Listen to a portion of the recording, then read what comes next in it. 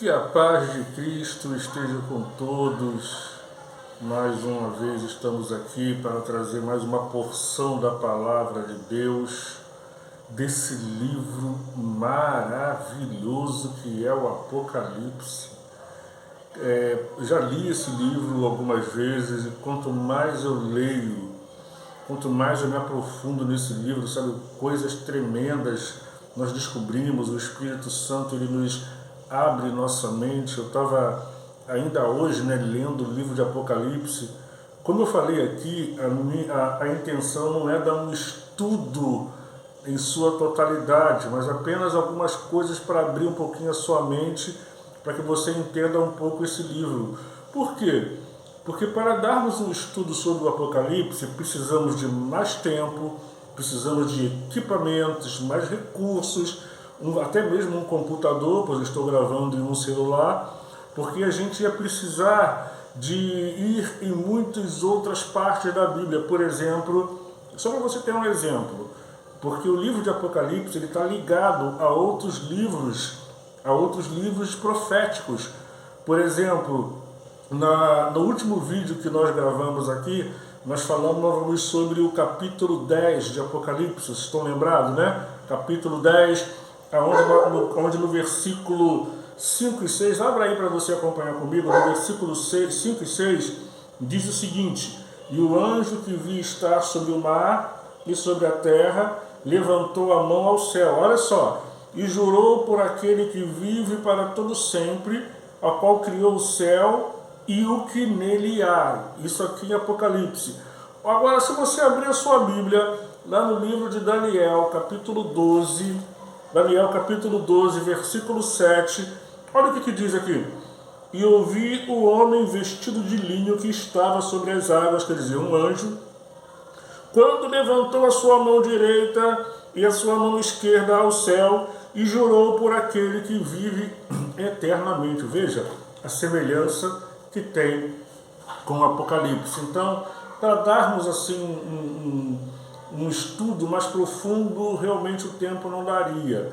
Mas a gente acaba ficando, sabe assim, motivados a se aprofundar mais, como esse capítulo de hoje. Nós estamos hoje estudando o capítulo 11 de Apocalipse, aonde vai falar sobre as duas testemunhas e, por fim, a sétima trombeta, a última trombeta.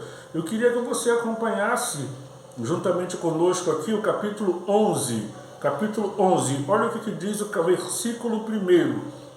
E foi-me dada uma cana, semelhante a uma vara, e chegou o anjo e disse: Levanta-te, mede o templo de Deus, o altar e os que nele adoram.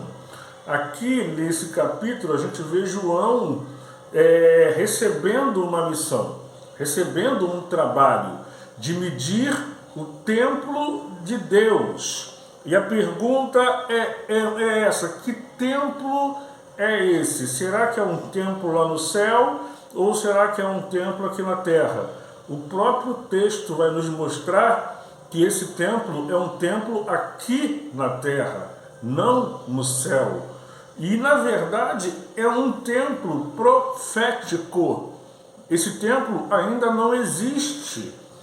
Tudo nos leva a crer que aqui ele está falando do terceiro templo israelita. Quem conhece a história de Israel sabe que a adoração de Israel envolve uma tenda e dois templos. Uma tenda e dois templos. A tenda, você vai encontrar a sua construção feita por Moisés, lá em Êxodo capítulo 40, aonde Moisés prepara aquela tenda de adoração. Essa tenda, ela foi destruída pelos filisteus lá em 1 Samuel capítulo 4, essa tenda. Mais na frente, nós vemos a construção do primeiro templo. Quem é que fez? Vocês sabem perfeitamente que foi Salomão. Se você ler lá o primeiro livro dos Reis, capítulo 5 até o capítulo 8, você vai ver a construção desse templo. Esse mesmo templo, ele foi destruído por Nabucodonosor, que você vai encontrar lá em 1 Reis, capítulo 25, e 2º livro dos Crônicas, capítulo 36. Esse templo sendo destruído por Nabucodonosor.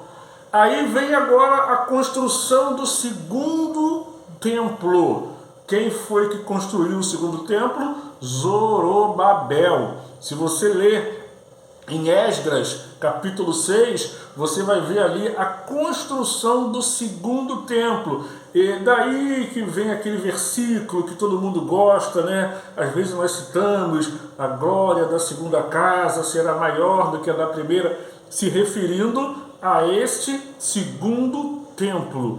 E este segundo templo, ele foi mais na frente, né? Um pouco mais na frente, na época já de Jesus, inclusive cita Herodes, ele deu uma reformada, uma ampliada nesse segundo templo. Depois você lê lá em João capítulo 2, versículo 20, e esse segundo templo, ele foi destruído pelos romanos sob o comando do general Tito, no ano 70 depois de Cristo. O próprio Jesus, em Mateus capítulo 24, versículo 1 e 2, ele fala sobre a destruição desse templo. E algumas coisas, sabe? Algumas coisas desse templo, sobrou, ficou assim intacta. E é o que hoje está lá em Jerusalém, que é chamado o Muro das Lamentações, sabe? São partes dessa estrutura desse templo que ficou lá, e hoje é o centro da adoração em Israel. Isso nos mostra o quê? Que dentro dos judeus, dentro de Israel, existe ainda esse sentimento de um novo lugar para a adoração. Eu creio que você deve ter visto, né, aqui no Brasil mesmo, em São Paulo, foi construído ali uma réplica do templo de Salomão. Claro que, apesar de ser muito bem parecido, muito bem feito, mas porém não é ainda aquele templo que será erguido durante a grande tribulação pelo anticristo, para que seja um lugar de adoração dos judeus. E aqui nós vemos a profecia, uma profecia bíblica, que haverá o terceiro templo. Houve o primeiro, houve o segundo, e aqui nós vemos uma profecia bíblica que haverá o terceiro templo. Não foi só João que teve esta profecia acerca do terceiro templo. O próprio Daniel, no capítulo 9, versículo 27, nós vemos uma profecia acerca do terceiro templo. O próprio Jesus, em Mateus capítulo 24, 15, ele também cita esse terceiro templo. E Paulo, em 2 Tessalonicenses capítulo 2, versículo 4, também fala desse terceiro templo. E aqui o próprio João vendo, né? Ele contemplando profeticamente esse terceiro templo. Mas uma coisa que me chama a atenção, olha o que diz o versículo 2: deixa o átrio que está de fora do templo e não o meças, porque foi dado às nações e pisarão a cidade santa por 42 meses. Essa expressão 42 meses, eu queria me aprofundar nisso, mas o tempo realmente não vai dar. 42 meses, acho que 1.260 dias, tudo isso se refere a 3 anos e meio, tá? Que é o período da grande tribulação, mas a gente não vai se aprofundar nisso não, vamos deixar para uma outra oportunidade se a gente tiver. Mas o que me chama a atenção é que foi dada a João a ordem de não medir, olha bem, não meças o exterior, a parte de fora. Não era para ele medir, somente a parte de dentro. Porque a parte de fora, olha o que diz aqui, será pisada pelas nações. Mais uma profecia bíblica aqui.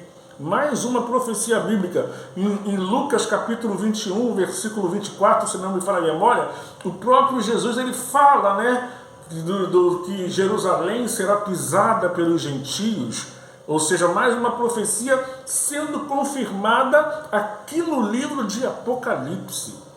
Interessante isso. Mas, para resumir aqui, essa parte do templo é algo, nos mostra algo glorioso e maravilhoso, é mostrado aqui a atenção que Deus dá aos adoradores. Você veja que o livro de Apocalipse, ele desde o início, ele vem falando sobre a adoração, a verdadeira adoração a Deus, como adorar a Deus. E veja que Deus está dizendo aqui, olha o que ele diz aqui, ó, levanta, mede o templo de Deus, o altar e os que nele adoram. Olha a importância de ser um adorador, tem a atenção direta de Deus. Mas agora, o segundo evento aqui desse capítulo está exatamente a partir do versículo 3. E darei poder às minhas duas testemunhas. Chegamos em outro ponto muito comentado, muito discutido no Apocalipse, que é em relação a essas duas testemunhas. Quem são as duas testemunhas? Vamos primeiro mostrar aqui quem as pessoas dizem que são essas duas testemunhas. Existem alguns ensinos, algumas correntes que ensinam que essas duas testemunhas são Elias e Enoque. Essa é uma das linhas de ensinos que algumas pessoas têm, que as duas testemunhas são Elias e Enoque. Por que eles ensinam isso? Conforme a Bíblia diz, em Hebreus capítulo 9, versículo 27, que aos homens está ordenado a morrer uma só vez, vindo em seguida ao juízo. E pelo fato de Elias e Enoque não terem provado a morte, essa linha de ensino diz que os dois voltarão à terra e ali serão essas duas testemunhas que irão profetizar e mais tarde serão mortas, tá? para que eles provem a morte. Essa é uma linha de ensino. A outra linha de ensino diz que as duas testemunhas não é Enoque, mas seria Elias e Moisés. Por que eles ensinam que é Elias e Moisés? Se vocês lerem todo o texto, tá? A gente está evitando ler aqui para não tomar muito tempo, mas se vocês lerem todo o texto, vocês vão ver que o ministério dessas duas testemunhas muito lembram esses dois homens. Vai ter uma parte que vai falar aqui no versículo 5. Se alguém lhes quiser fazer mal, fogo sairá da boca e devorará os seus inimigos. Aí lembra aquela passagem de Elias, que ele orou e caiu fogo do céu e consumiu aquelas pessoas, né? Aí o versículo 6, estes têm poder de fechar o céu para que não chova nos dias de sua profecia, lembrando também Elias, e tem poder sobre as águas para convertê-las em sangue e para ferir a terra com toda sorte de pragas, quantas vezes quiserem. Lembra de Moisés, com as pragas lá do Egito. E existe também o ensino, né? Porque vocês sabem que naquela passagem da transfiguração de Jesus, quem é que aparecem ali? Moisés e Elias. Então há esse ensino de que as duas testemunhas sejam Moisés e Elias. Eu quero dar aqui a minha opinião, tá? A minha opinião em relação a isso. Pelo que eu estudo na Bíblia, pelo que eu estudo, uma coisa que me chama a atenção. Quando a Bíblia quer identificar alguém, ela vai e identifica. Vocês lembram? Lá no último livro da Bíblia, quando fala que o profeta Elias, ele virá, que Deus enviaria o profeta Elias antes que viesse o grande e terrível dia do Senhor, inclusive pegam essa passagem para dizer que um deles é Elias, mas o leitor da Bíblia sabe que o Elias que é referido aí nessa profecia, o próprio Jesus identifica quem é, que é João Batista, que é esse Elias. Nós vemos aí lá no Apocalipse capítulo 9, quando fala daquele demônio, né, que era chefe daqueles outros demônios, a própria Bíblia identifica o nome dele, agora é Apolion, que significa destruição. Então você vê que há situações que a própria Bíblia identifica.